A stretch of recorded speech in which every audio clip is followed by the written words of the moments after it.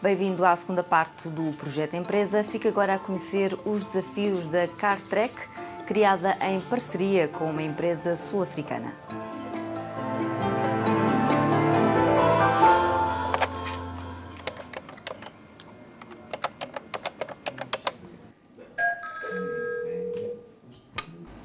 Cartrack, bom dia. Fala Miguel.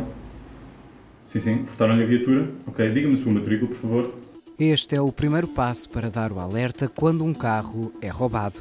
Isto, claro, se tiver um localizador da Cartrack. A empresa portuguesa cria, desenvolve e instala aparelhos nas viaturas para garantir que o proprietário sabe sempre onde está o carro. A ideia nasceu na África do Sul, essencialmente para segurança, e depois o conceito virou-se para as empresas. É difícil ter um carro e não ter um sistema destes no mercado como é o mercado sul-africano, essencialmente pelas questões da segurança. As soluções de gestão de frotas vieram a posteriori, porque a base é a mesma, é a telemetria, portanto nós conseguimos medir dados do carro à distância através da rede GSM e a partir daí desenvolveu-se um software com muitíssimas aplicações de controle sobre tudo o que o veículo faz. Neste segmento, a palavra de ordem é poupar. Assume-se como um produto anti-crise, pois nesta conjuntura todos os cêntimos contam e, em alguns casos, os custos podem descer 100 € por carro. Uma pessoa esquece que hoje em dia, ao nível do preço de combustível a que estamos, fazer meia dúzia de quilómetros, ir ali a um café ou fazer um desvio por qualquer outro motivo, tem um impacto fortíssimo na empresa. Quer dizer, estamos a gastar 3 € ou 5 € e se isto for todos os dias em 22 dias úteis, estamos a falar de muito dinheiro. Este é o aparelho que permite fazer a localização. É pequeno e nem o dono do automóvel sabe onde está. É colocado em diferentes pontos dos diferentes clientes. Em situações de roubo, é possível identificar a localização mesmo nos sítios mais remotos. Mas a Cartrack é a única que tem 3 sistemas de localização, essencialmente na área da segurança. Estamos a falar da posição GPS, obviamente quando existe ligação aos satélites, através da rede GSM e triangulação das antenas dos operadores móveis, e quando não existe a possibilidade de localizar através destas duas tecnologias, temos uma terceira de backup, que é a radiofrequência, é a tecnologia mais antiga, a tecnologia da Segunda Guerra Mundial, e essa, túneis, cabos, portanto, esse sinal é um sinal rádio, banda pública, é detectado em qualquer parte. Os números mostram sucesso. A empresa tem vindo a crescer desde 2009 e este vai ser o primeiro ano com lucros. Depois de ter recuperado o investimento, as contas devem fechar com um saldo positivo de 350 ou mesmo 400 mil €. O volume de negócios em 2011 foi de quase 2 milhões de euros. De 4 passaram para 50 pessoas e pensam contratar mais 3 ou mesmo 4. De Portugal passaram para Espanha e Polónia, onde foram bastante bem recebidos. Portugal vende-se perfeitamente, não há nenhum tipo de constrangimento. Aliás, existe o mito que as empresas portuguesas têm muita dificuldade em Espanha. Eu acho que é mais fácil ser português em Madrid do que ser de Barcelona. E os espanhóis têm uma relação muito saudável com Portugal e gostam do país e acolhem-nos muitíssimo bem. Portanto, não parece que esse mito seja de todo verdade. Na Polónia, eu acho que é um case study porque há muitas empresas portuguesas a irem para a Polónia e nunca senti de forma alguma que houvesse qualquer tipo de restrição por sermos portugueses. Os preços vão dos 10 aos 30 € por mês e o total de clientes chega já aos 2.500, mais de metade são empresas. Atualmente a Cartrack não se queixa da relação com as forças policiais, mas no início admite que foi difícil. Agora tem a confiança e ajudam a combater a criminalidade. Ainda assim, é raro necessitar de acionar os sistemas de segurança. Das mais de 100 chamadas por dia que a central recebe, apenas uma por mês é realmente um roubo.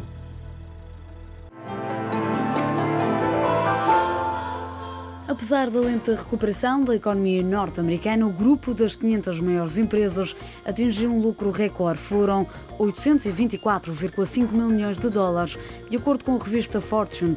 Este valor corresponde a uma subida dos ganhos de 16,4% no último ano. Em comunicado, os responsáveis pela publicação mostraram-se surpreendidos com os resultados das grandes empresas norte-americanas, que, pode ler-se, estão a recuperar um ritmo bem mais rápido do que o esperado. No ranking da Fortune para as 500 maiores empresas dos Estados Unidos, a ExxonMobil regressa ao topo da tabela e destronou a Walmart. Esta é a 13ª vez que a ExxonMobil ocupa a primeira posição e a sexta em que troca de lugar no topo da lista com a Walmart. Para chegar ao topo, no ano passado, a ExxonMobil beneficiou dos elevados preços do petróleo, em particular no último semestre de 2011. A ExxonMobil teve lucros de 41,1 mil milhões de dólares, ou seja, ganhos de 35% face ao ano anterior. Na segunda posição do ranking Fortune, a Walmart, depois de 2 anos na liderança. A retalhista foi obrigada a reduzir os preços para conseguir manter as receitas. No entanto, os resultados líquidos caíram 4,6% para os 15,7 mil milhões de dólares. No terceiro lugar do pódio, a Chevron, a petrolífera foi sobretudo penalizada pela alta dos preços do ouro negro e pelo negócio da refinação. Ainda assim, a diversificação de mercados valeu-lhe lucros de 26,9 mil milhões de dólares, uma melhoria dos resultados em 41%. Tempo agora para o consultório com Alda Martins. Recentemente analisámos a Caixa Postal Eletrónica, que marcou um novo relacionamento entre a administração fiscal e as empresas. Mas essa Caixa Postal está a levantar algumas questões das parte das empresas e é para tentar responder a essas mesmas questões que abrimos hoje o consultório empresarial. Diogo Bernardo Monteiro, obrigada mais uma vez pela presença. Se calhar é melhor começarmos por relembrar o que é esta Caixa Postal. Exatamente. Como ponto de partida. Esta novidade. A Caixa Postal Eletrónica efetivamente é uma novidade, foi introduzida pelo Orçamento de Estado para 2012 e marca, de facto, uma maneira completamente nova de a administração fiscal e os contribuintes se relacionarem. Recordemos também que houve um período inicial em que as entidades que estavam obrigadas a criar essa Caixa Postal Eletrónica o fizeram. Portanto, as obrigações recaíam não só sobre as empresas, mas também sobre as pessoas individuais que sejam sujeitos passivos de IVA, sobre o regime normal, e para as empresas terminou no dia 30 de março o prazo para criarem a Caixa Postal Eletrónica. E, portanto, essa Caixa Postal Eletrónica já está a funcionar. E é esse funcionamento, exatamente, que tem criado aqui dúvidas, não é? Que dúvidas em concreto? Vamos pensar como é que funciona a Caixa Postal Eletrónica e de que modo é que há essa alteração de paradigma, digamos assim. Até aqui, aquilo que nós conhecíamos eram as notificações enviadas pelo correio. Ou seja, enviava-se uma carta para uma empresa e a empresa considerava-se notificada, ou quando recebia a carta, ou no prazo de 3 dias após o envio dessa carta. Havia uma série de regras claras e transparentes. Para esta Caixa Postal Eletrónica também existem regras claras e transparentes. Portanto, a administração fiscal envia a notificação em questão para a Caixa Postal Eletrónica e quando o contribuinte vai aceder à Caixa Postal Eletrónica, aí considera-se que foi notificado. No limite, temos um prazo de 25 dias, no limite, se o contribuinte nunca aceder, tem que alguma vez ser considerado notificado. Portanto, temos esse prazo limite. Mas aqui é que é a parte importante, que tem a ver com o momento em que se considera que o contribuinte é notificado. E está claro na lei que é quando ele acede, retirando estas exceções, à Caixa. Quando ele acede à Caixa e, portanto, considera-se notificado a partir desse momento. E é aqui que, aparentemente, existe um problema informático, diria eu, não sou informático, nem percebo muito disso, mas calculo que seja isso, porque, aparentemente, a administração fiscal não está a recolher a informação relativamente ao momento em que efetivamente os contribuintes foram notificados, leia-se em que acederam, e está a presumir que eles foram notificados no momento em que enviou a notificação para a Caixa Postal. Então, e como é que isso se resolve? E, por outro lado, do ponto de vista prático, em que medida é que isso está a afetar as empresas? Bom, isto traz consequências gravíssimas, porque a relevância fiscal dos prazos, a relevância fiscal da notificação serve para começarmos a contar prazos. Um prazo para responder a uma solicitação da administração fiscal, um prazo para pagar um imposto, um prazo para exercer um determinado direito. Ora, se a administração fiscal considera que a notificação ocorreu antes do momento em que efetivamente ocorreu, há uma divergência na contagem dos prazos. Pegamos num exemplo. Um contribuinte é notificado pela administração fiscal para, em 10 dias, apresentar um conjunto de documentos. Se a Administração Fiscal acha que esse prazo se conta a partir do momento em que enviou e o contribuinte só lá foi ver passado 5 dias... Ou passado os 10, por exemplo. Ou passado os 10, que pode fazê-lo. Claro.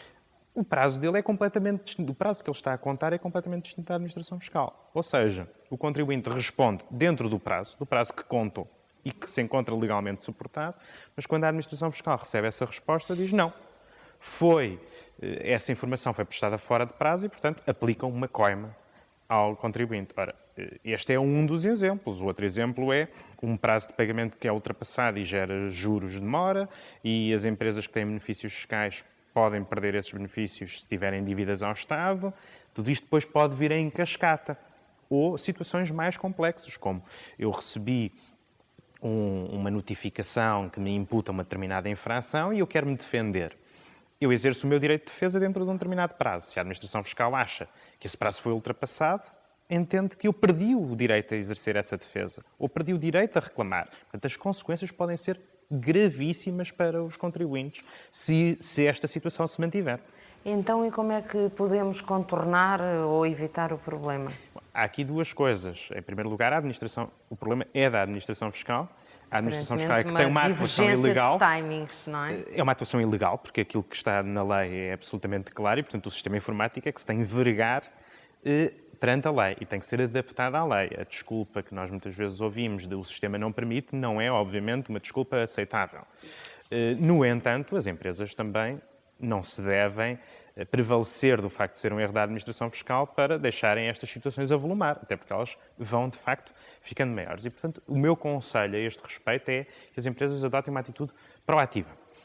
Em primeiro lugar, quando fazem respostas em qualquer pedido, que o façam incluindo, desde logo, a prova de que foram notificadas na data X. Um requerimento dizendo, fui notificado na data X, está aqui o documento emitido pela Caixa Postal que comprova que fui notificado nessa data. Ou seja, prevenindo sequer... Ou seja, na data em que acede à Caixa. Exatamente. Ou seja, prevenindo antes de surgir sequer um problema com a Administração Fiscal.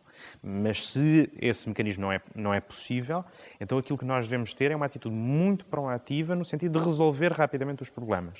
Contactar imediatamente a Administração Fiscal, quer telefonicamente, quer pessoalmente, deixando bem clara a gravidade, deixando transparente logo com essa documentação o que é que está em causa e também fazendo mão de um mecanismo previsto na lei. Há especificamente um procedimento que se chama de correção de erros da Administração Fiscal e que está vocacionado para, nomeadamente, erros informáticos. Faz-se um requerimento muito simples a dizer, existe este erro, é erro porque eu efetivamente fui notificado na data X, queiram, se faz favor, corrigir. É um requerimento muito simples, apresentado no prazo de 10 dias. Agora, convém também acompanhar se esse requerimento é depois dado seguimento ao mesmo e se efetivamente a Administração Fiscal vai seguir. A mensagem, no fundo, é tenham uma atitude proativa e não fiquem à espera, a aguardar que a Administração Fiscal vá resolver os seus problemas e vá resolver estes erros, porque muitas vezes, quando essa resolução está iminente, a bola de neve já cresceu tanto que já é impossível controlar. Muito bem, Diogo Fernando Monteiro, obrigada pelos Obrigado, conselhos. Voltaremos com certeza ao tema da Caixa Postal, se assim se justificar. Até para a semana. Até para a semana. Fique com o Como se Faz. O projeto empresa foi até Castelo Branco, à fábrica da Danone, saber como se produzem os iogurtes da marca. Líquidos ou sólidos, com aromas ou naturais, os iogurtes fazem parte da vida de qualquer pessoa. Mas para chegar a estes copinhos de plástico, há que percorrer muitas etapas. Para a fabricação de iogurtes, a qualidade do leite é um dos pontos fundamentais. O trabalho da Danone começa aqui.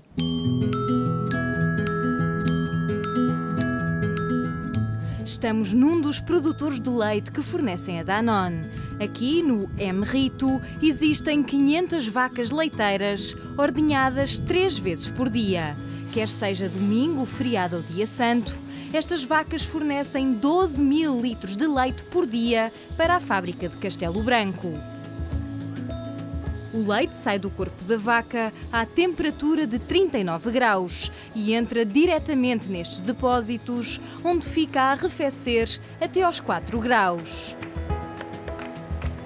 Depois, um caminhão vem buscar o leite ao produtor e leva-o até à fábrica. A Danone só utiliza leite nacional.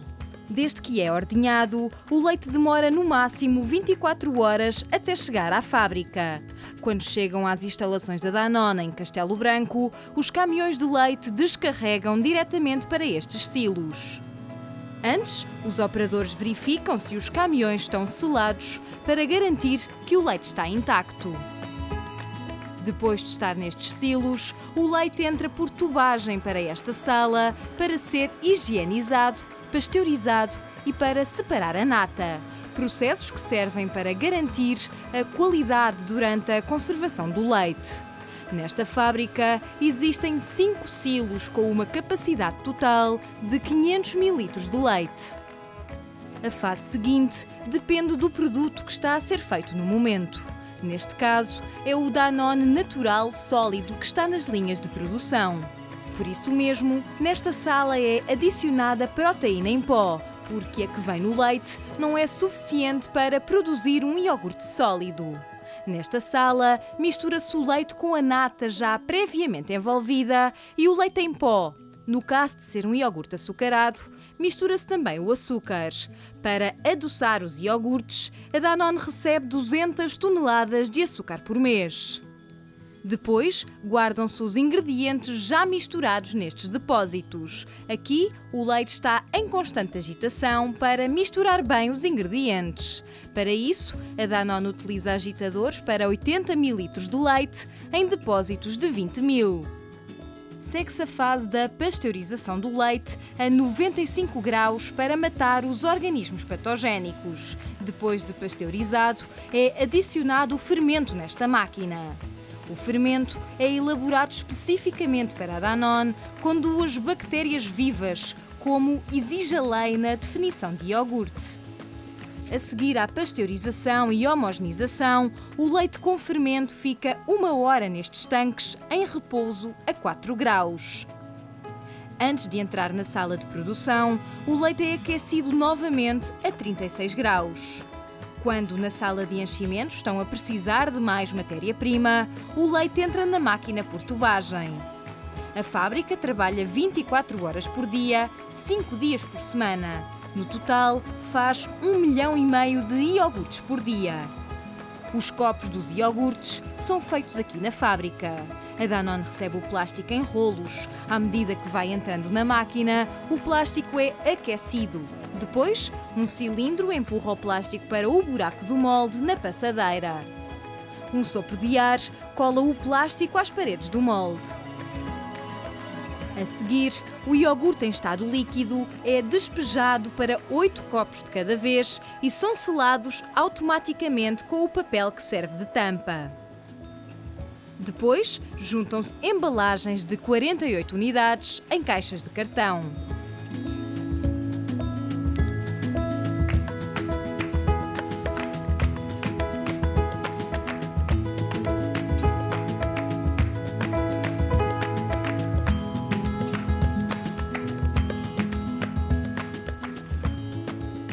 É na estufa que os iogurtes ainda em estado líquido vão solidificar. Sem sofrer nenhuma agitação, as embalagens ficam entre 3 e 4 horas a fermentar. Este processo serve para que as bactérias se desenvolvam e multipliquem. Nesta fase, as bactérias alimentam-se da lactose e formam ácido láctico. O controle do pH é feito por um trabalhador. Quando atinge o valor ideal, o processo de desenvolvimento das bactérias é interrompido. Quando sai da estufa, a palete de iogurtes entra num túnel de refrigeração, onde permanece durante 2 horas a menos de 6 graus positivos. Depois, as paletes são enviadas para os armazéns, que são câmaras frigoríficas a 4 graus. Agora é só encher os caminhões com as encomendas dos clientes. E, claro, comer os iogurtes antes que acabe a validade.